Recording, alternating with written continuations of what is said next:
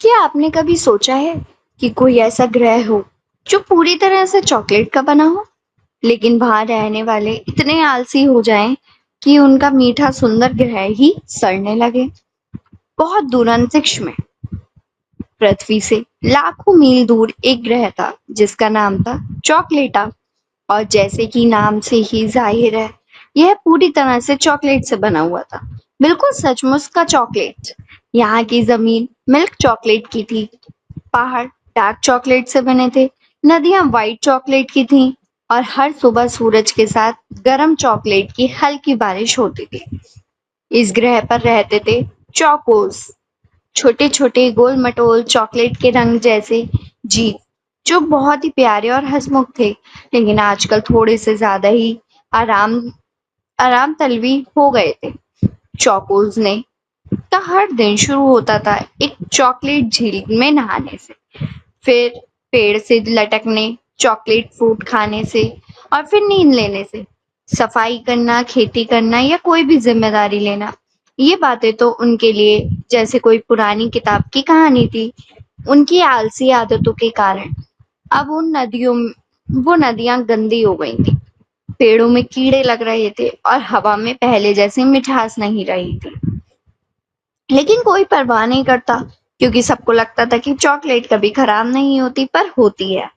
अब कहानी का मोड़ आता है जब पृथ्वी से तीन बच्चे, आरव, सिया और चिंटू, अपने स्कूल प्रोजेक्ट के तहत स्पेस एक्सप्लोरेशन के लिए एक रोबोटिक स्पेस कैप्सूल में जाते हैं और एक तकनीकी गड़बड़ी के कारण वे सीधा चॉकलेटा पर गिर जाते हैं। पहले तो उन्होंने सोचा कि शायद ये सपना है, पेड़ जो खाने खाने के हैं, नदियां तो दूध जैसी मीठी हैं, पहाड़ जो ब्राउनी जैसे हैं, ऐसा तो बस कार्टून में होता है। लेकिन धीरे धीरे उन्होंने देखा कि इस मीठे ग्रह में एक बहुत बड़ी करवाहट छिपी है। गंदगी, कीड़े, बदबू और सबसे बड़ी बात, यहाँ कोई कुछ करने को तैयार ही नहीं है। आरव ने देखा कि बच्चे भी हर वक्त बस खा जा रहे हैं और खेलने के लिए कोई जगह साफ ही नहीं है। स्कूल तो शायद कभी बना ही नहीं। सिया को ये सब देखकर बहुत दुख हुआ, और चिंटू जो हमेशा नई चीजों बनाने में माहिर था, उसने अपनी इको क्लीन नामक जादुई मशीन निकाली जो गंदगी को एनर्जी में बदल सकती थी। तीनों ने मिलकर काम शुरू किया। उन्होंने नदियां साफ की, पेड़ों के नीचे से गिरे हुए चॉकलेट कचरे को हटाया, बच्चों के खेलने के लिए पार्क बनाया और यहाँ तक कि एक स्कूल भी शुरू किया। लेकिन जब चौकोस ने देखा कि कुछ बाहर वाले आकर उनके ग्रह को बदल रहे हैं, तो उन्होंने विरोध किया।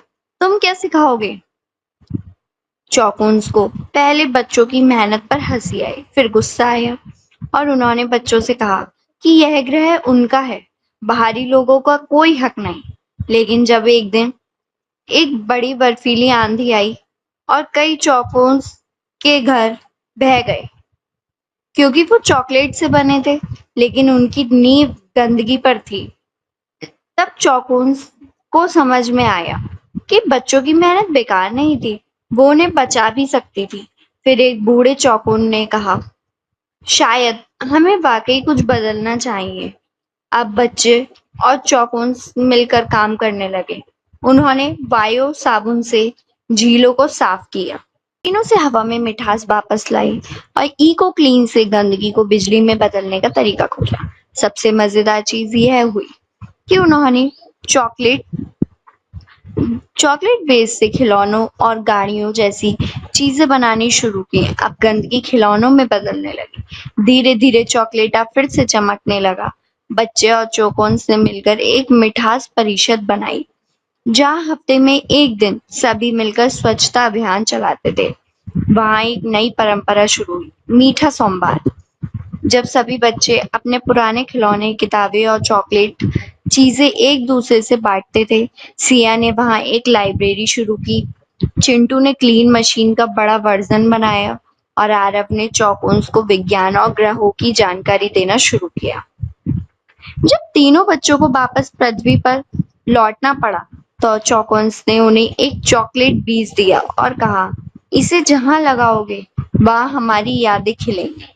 बच्चों ने वह बीज अपने स्कूल के गार्डन में लगाया और कुछ ही महीनों में वहां एक छोटा मीठा पौधा उगाया जिसकी पत्तियां चॉकलेट की थीं और जो हर बच्चे को यह याद दिलाता था कि मेहनत, सफाई और जिम्मेदारी किसी भी दुनिया को सुंदर बना सकती है। फिर चाहे वह पृथ्वी हो या कोई चॉकलेट ग्रह, स्कूल के प्रिंसिपल ने पौधों को स्कूल की नई पहचान बना दिया। मीठी सोच, मीठा जीवन। बच्चे अब उस चॉकलेटा अनुभव को वीडियो के जरिए अपने सभी दोस्तों तक पहुंचा रहे थे और इस पूरी यात्रा से एक बात सिद्ध हो गई। अगर हम बचपन से जिम्मेदार हों, सफाई रखें और मिलकर काम करें तो दुनिया की कोई भी जगह जन्नत बन सकती है।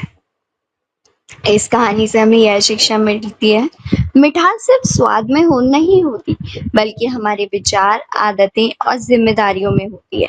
अगर बचपन से ही सफाई, समझदारी और सकारात्मक सोच की आदत हो, तो चाहे ग्रह कोई भी हो, वह सुंदर बन ही जाता है। अगर ये स्टोरीज आपको यूट्यूब पर मिल रही हैं, तो प्लीज हमारे चैनल को सब्सक्राइब कीजिए एंड शेयर करना मत भूलिएगा। साथ ही साथ यही वीडियोस आपको फेसबुक पेज पर मिल रही हैं, तो प्लीज हमारे पेज को फॉलो करिए एंड शेयर करना मत भूलिएगा। आप सभी का बहुत बहुत धन्यवाद।